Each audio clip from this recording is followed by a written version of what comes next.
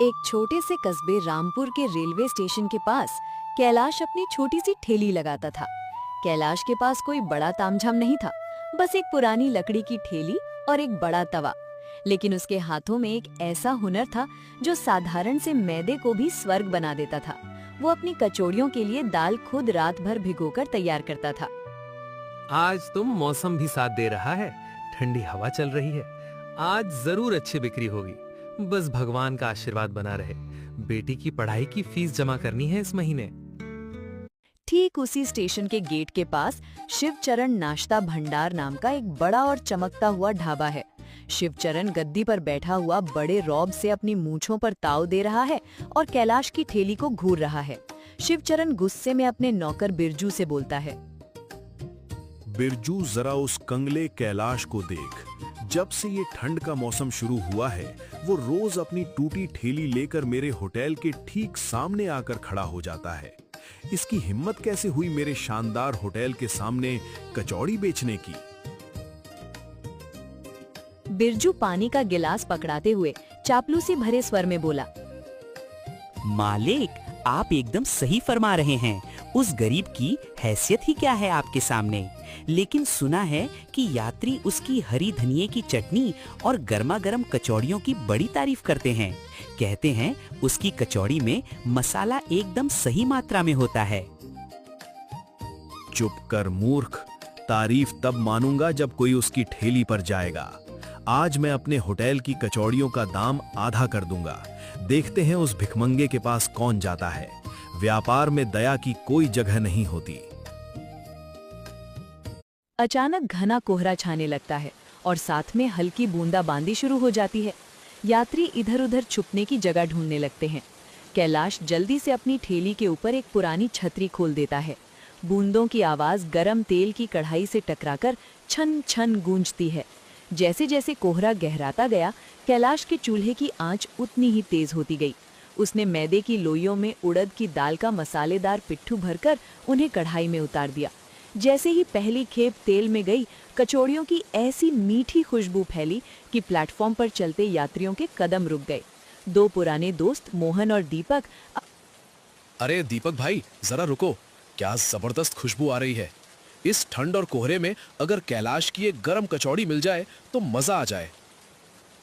हाँ भाई मोहन, चलो वहीं चलते हैं। शिवचरण के होटल में तो कचौड़ी इतनी महंगी है और स्वाद भी बासी सा लगता है। कैलाश भाई, हमें 2 प्लेट गर्मा गर्म कचौड़ी और चटनी देना। कैलाश बड़े आदर से दोनों को छतरी के नीचे बैठने के लिए एक छोटा तख्त देता है। आइए मोहन भैया, दीपक भैया, यहाँ आराम से बैठिए। अभी ताजी और कुरकुरी कचौड़ी परोसता हूँ, साथ में तीखी हरी चटनी और मीठी इमली की चटनी भी। कैलाश दोनों को कचौड़ी देता है। मोहन पहला निवाला खाते ही आंखें बंद कर लेता है।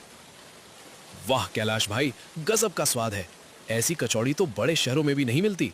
बाहर से कुरकुरी और अंदर से इतनी नरम कि मुंह में घुल जाए। सच कहा तुमने। और सबसे खास बात यह है कि कैलाश के चेहरे की सादगी और मुस्कान शिवचरण के घमंड को मात देती है। लो भाई, पैसे रखो और 2 कचौड़ी घर के लिए भी बांध दो। धीरे धीरे कैलाश की ठेली पर यात्रियों की भीड़ जुटने लगी। जो भी स्टेशन से गुजरता, कचौड़ी की खुशबू से खिंचा चला आता। शाम तक कैलाश की पूरी टोकरी खाली हो गई। उसने अपनी मेहनत की कमाई को माथे से लगाया और भगवान का शुक्रिया अदा किया। शिवचरण का होटल पूरी तरह सूना पड़ा है। उसकी कचौड़ियों की परात वैसी की वैसी भरी है क्योंकि सब कैलाश के पास जा रहे हैं। शिवचरण गुस्से से बिरजू पर चिल्लाते हुए, ये क्या तमाशा है बिरजू? पूरा दिन बीत गया और मेरे होटल की एक भी कचौड़ी नहीं बिकी।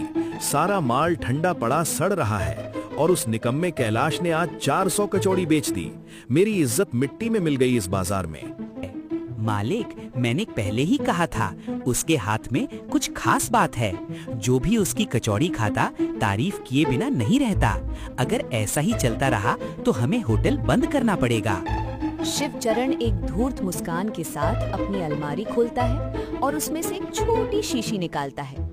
ऐसा हरगिज नहीं होगा। जब सीधी उंगली से घी नहीं निकलता तो उंगली टेढ़ी करनी पड़ती है। देख बिरजू, ये एक तेज मिर्च का सत्व है। इसे खाकर आदमी का पेट बुरी तरह जल उठेगा। आज रात चुपके से कैलाश के ठिकाने जाना और उसके मसालों के डिब्बे में ये मिला देना। बिरजू घबराते हुए बोला। लेकिन मालिक, अगर किसी ने देख लिया तो? थानेदार साहब बहुत सख्त हैं, हमें हवालात में डाल देंगे। शिवचरण उसे नोटों की एक गड्डी थमाते हुए बोलता है।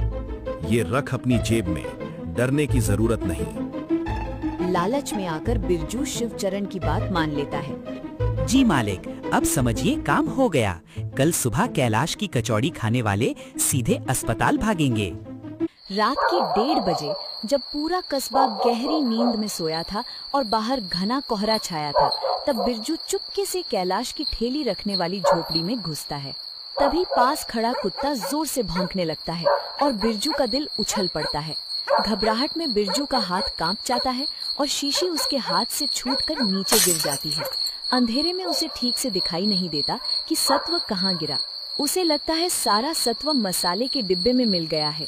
घबराकर वो खाली समझी जाने वाली शीशी उठाकर वहाँ से भाग जाता है। कैलाश सुबह देखता है झोपड़ी के बाहर अनजान पैरों के निशान हैं।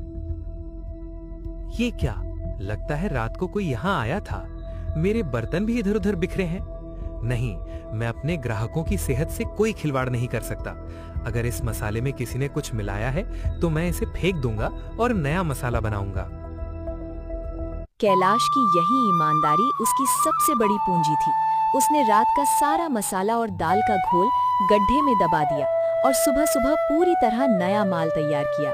इधर जब शिवचरण अपने होटल पहुंचा तो देखा बिरजू वही शीशी लेकर वापस आया है। उसे लगा शीशी खाली है। उसने बिना देखे उसे कूड़ेदान में फेंक दिया। लेकिन शीशी में बचा हुआ सारा तेज सत्व पास रखे घी के पीपे में जा गिरा। उसी घी में उस दिन कचौड़ियां तली गईं। शिवचरण खुश होते हुए बोला, बिरजू, तूने कमाल कर दिया। सुबह मैंने देखा कैलाश सारा सामान फेंक रहा था। मतलब आज उसके पास बेचने को कुछ नहीं होगा। आज हमारी कचौड़ी जरूर बिकेगी। तभी कस्बे के थानेदार साहब अपने 2 सिपाहियों के साथ वहां से गुजरते हैं। शिवचरण उन्हें देखकर हाथ जोड़कर बाहर आता है। नमस्ते थानेदार साहब, आइए आज ठंड के इस मौसम में हमारे होटल की गर्मा गर्म कचौड़ी खाइए। आज विशेष माल तैयार करवाया है। ठीक है शिवचरण, आज तुम्हारे होटल का स्वाद चख लेते हैं। 3 प्लेट कचौड़ी लगाओ। शिवचरण फुर्ती से कचौड़ी मंगवाता है। थानेदार साहब जैसे ही पहला टुकड़ा तोड़ते हैं, उसमें से एक तीखी जलन भरी गंध आती है। ये क्या बदबू है शिवचरण?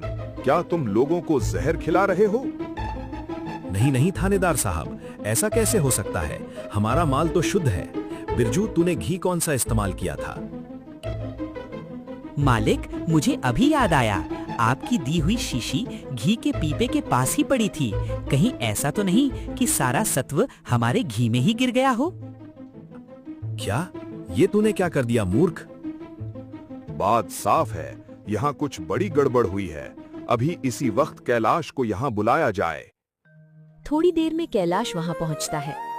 नमस्ते थानेदार साहब, आपने इस गरीब को याद किया? कैलाश बेटा, आज सुबह तुमने अपना सारा मसाला और माल क्यों फेंक दिया था? क्या उसमें कोई खराबी थी? थानेदार साहब, जब मैं सुबह झोपड़ी पर पहुंचा तो लगा रात में किसी ने मेरे सामान से छेड़छाड़ की है। मैं नहीं चाहता था कि मेरे किसी ग्राहक को थोड़ी सी भी तकलीफ हो, इसलिए भले नुकसान हुआ पर मैंने नया माल बनाया। थानेदार साहब शिवचरण की तरफ कड़क कर बोले, सुना तुमने शिवचरण? एक तरफ ये कैलाश है जिसने नुकसान सह लिया ताकि लोगों की सेहत बनी रहे, और दूसरी तरफ तुम हो जो जलन में अंधे होकर दूसरों को नुकसान पहुंचाने चले और खुद ही अपने जाल में फंस गए। बिरजू, सच बताओ वरना सीधे हवालात जाओगे। माफ कर दीजिए साहब, सारा कसूर शिवचरण का है। इन्हीं ने मुझे लालच देकर कैलाश के मसाले में तेज सत्व मिलाने भेजा था, पर पता नहीं कैसे वह सत्व हमारे ही घी में गिर गया। थानेदार साहब अपना फैसला सुनाते हैं। शिवचरण, तुमने रामपुर के भरोसे को तोड़ा है। आज से तुम्हारा ये होटल सील किया जाता है और जुर्माना भरना होगा। कैलाश अब स्टेशन परिसर में अपनी ठेली की जगह पक्की दुकान खोलेगा और तुम अगले 6 महीने तक कैलाश की दुकान पर बर्तन साफ करोगे, ताकि समझ आए कि ईमानदारी की कमाई कैसे होती है। तो दोस्तों, आपको ये नई कहानी कैसी लगी? हमें कमेंट में जरूर बताइए। ऐसी ही मजेदार कहानियों के लिए हमारे चैनल को सब्सक्राइब करें।